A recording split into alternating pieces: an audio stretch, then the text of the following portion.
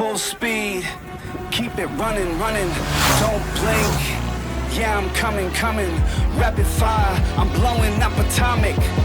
Watch me go supersonic. Surprises, more often than not, are quite pleasant, and you can always say that about a new motorcycle that you didn't really expect to see. The Honda CB300F is one such example. It has a brand new engine and a new chassis that's draped in Honda CB500F inspired bodywork. Now we've only got a few hours with this motorcycle, so let's get going. To set the context, we rode this bike inside the gated confines of the sprawling Ramoji Film City in Hyderabad. While the road surface was like you'd usually find on a highway, the place was largely devoid of any traffic, big speed breakers or what have you. But it was enough to get a first impression about the bike, and this is what it went like, beginning with the way the CB300F looks.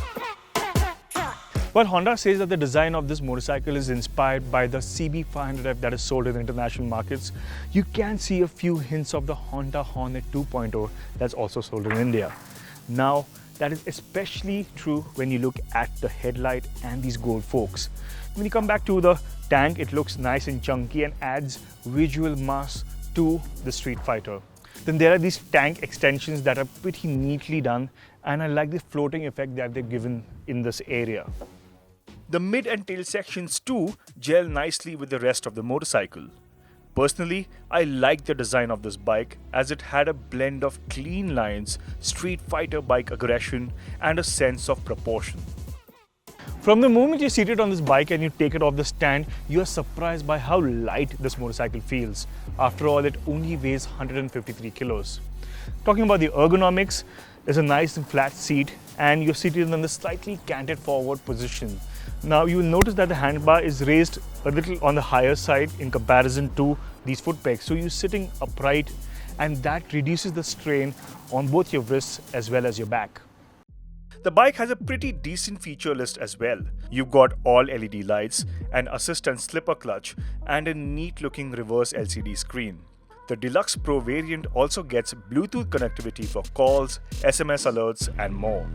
In terms of safety, there's dual channel ABS and the Honda Selectable Torque Control or HSTC system.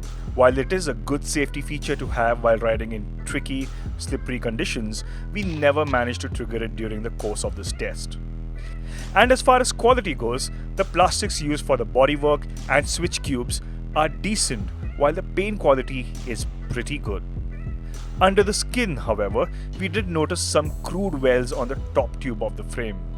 Nevertheless, the CB300F is your typical Honda, be it in the design language or the build. The new engine, surprisingly though, doesn't have all of the usual Honda traits. Now let's not beat around the bush, shall we? The specs of this engine are a clear indication of what should be expected in terms of performance.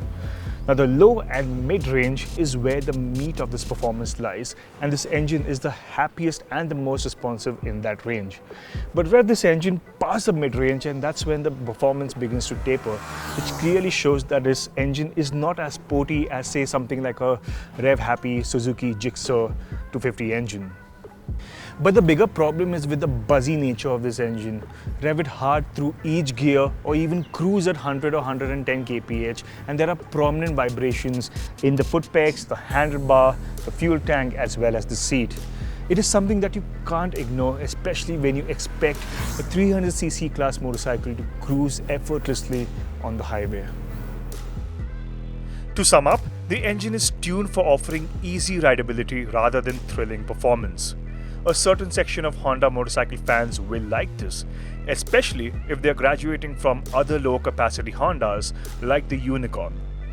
For the others who are expecting 300cc levels of performance, this engine will come up short on that parameter. A full performance and fuel efficiency test is in order once we get the bike back at base.